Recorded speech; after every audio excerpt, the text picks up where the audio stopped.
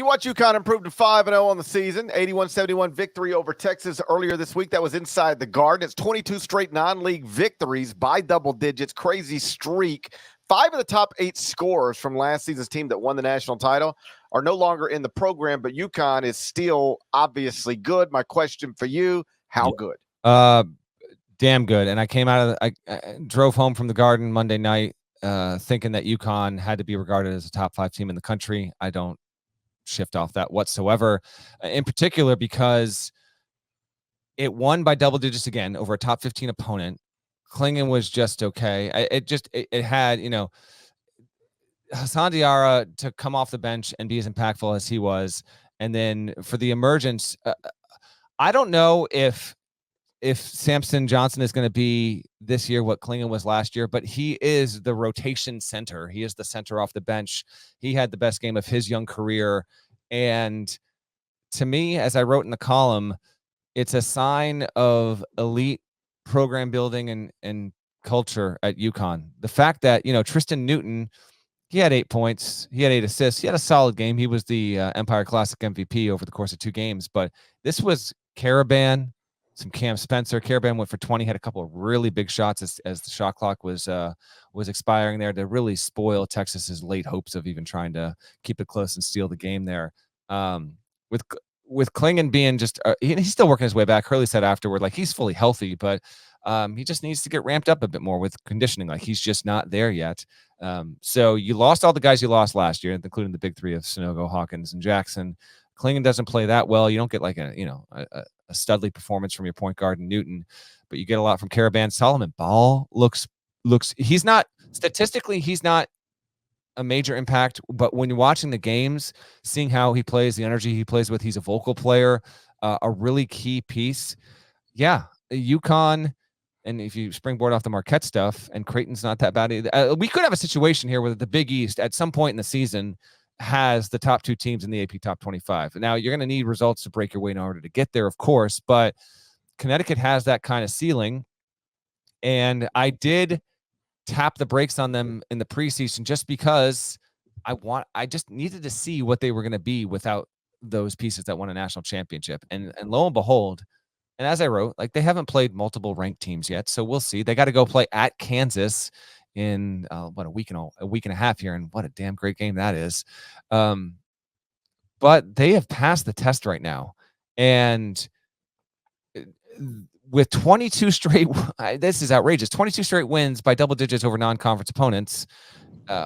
They are 2 away from setting the record, and that's according to ESPN Stats and Information, so I'm going to obviously take that research house at their word. That's almost certainly going to happen because they've got Manhattan and then I think New Hampshire in the next 2. And those are at home. It would be stunning if UConn didn't win both those by double digits. They'll set a record, and I think it does actually mean something to Hurley. Our buddy Jeff Borzello asked Hurley a question in the presser, and he brought up the 22 number, and Hurley had actually admitted, he was like, we were trying to find it. We were wondering like how many we had and then what the record was. I think, it's not the biggest thing in the world, but it is something to play non-league foes, and every single time you're heading home having won by 10 or more. I mean, UConn's beating opponents by more than 27 points on average this season. There's been some patsies in there, don't get me wrong. Super impressed. Texas wasn't at full strength. UConn wasn't at full strength. Texas didn't have Dessou or Caden Shedrick, who had work on both the shoulders in the offseason. He just couldn't go back-to-back 2 straight days. I was talking with Rodney Terry about that afterward. But UConn didn't have Stephon Castle, who hopes to come back for that Kansas game. Credit to the Huskies. They look good. They're confident. They have enough motivation because they weren't projected as a widespread top 5 team heading into the season. And while I think the players, and really the staff more than the players, they understand why that was, Hurley will use any kind of motivation whatsoever. And as I close the column with Parrish, it is obviously extremely hard to repeat in this sport. UConn, 7-8 months later, it has the makings to make that a real conversation. I don't know if it's better than Marquette right now. I don't know if it's better than Purdue, but it deserves to be on that list of national title contenders. What Hurley has been able to pull off is really impressive so far. And next time we'll see UConn in a game that matters. Again, as I mentioned, they're at Kansas on December 1. And in talking to Hurley afterward, he is extremely excited about just having the opportunity to play that kind of game and see where his team stacks up on the road. You know, everybody had Donovan Clingan projected as UConn's breakout star, and he still might be, but so far it's been Alex Karabin. 16.8 points, 6.2 rebounds in 29.4 minutes per game, shooting 60% from the field, 40.7% from three. You mentioned it. He had at least two that I saw, like late shot clock jumpers. Like that's a real skill and a real advantage for a basketball team to have a guy who can create shots and make shots in late shot clock or end of half, end of game situations. And, you know, he was hitting step backs and fall aways.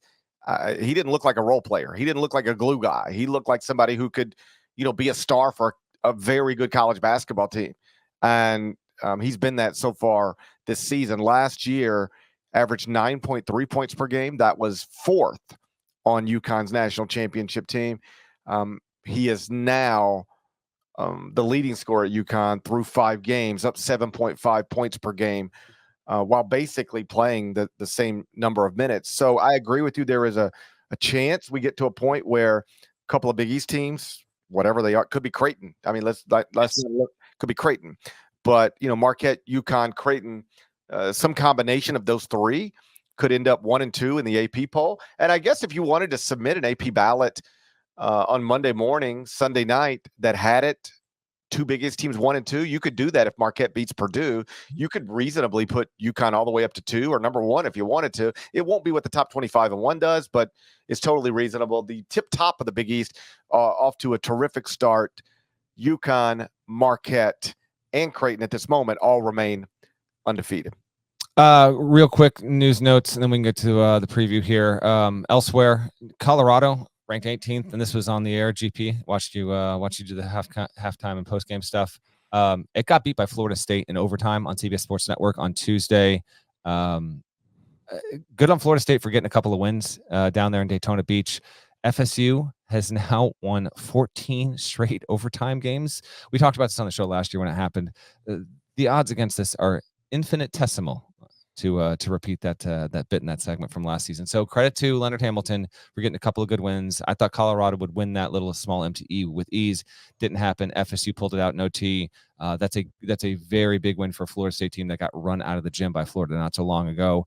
And then shot of the year so far, ECU won with a half court heave. I don't know if you saw that. Yes, I'm sure you did because you did that. Yeah. You did the highlights there. Just an incredible shot there. They get the win over Kennesaw State. If you didn't catch it, Bobby Pettiford hit a prayer while they were losing. So I want to give a shout to them. And then one quick news note, in echoes of what the NCAA did with Tez Walker, the wide receiver at North Carolina, about a month ago or so, I guess. The NCAA reversed course, and after the appeal, not even the first waiver application, the appeal was turned down for Cincinnati's transfer from Utah Valley. Aziz Bandago was turned down. That got reversed semi out of nowhere. I know Cincinnati was strongly considering filing legal action against the NCAA. So that's actually that's extremely notable for Cincinnati because that is an elite level defender in a very tough Big 12. So Cincinnati actually might have a chance of picking off some games there. So that's a couple of results over the past 24 to 36 hours.